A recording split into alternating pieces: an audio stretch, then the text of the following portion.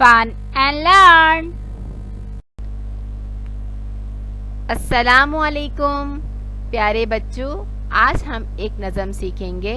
उसका नाम है बिल्ली मैंने पाली है।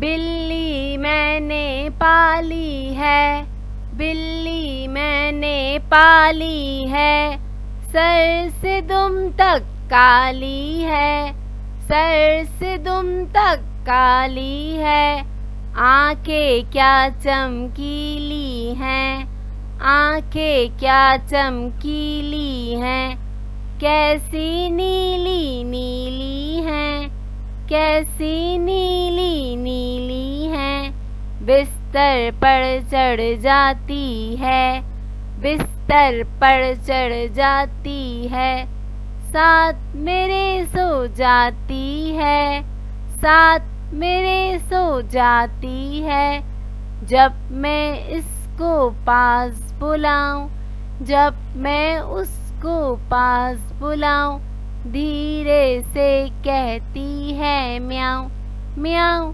म्याऊं म्याऊं म्याऊं म्याऊं। बिल्ली मैंने पाली है, बिल्ली मैंने पाली है,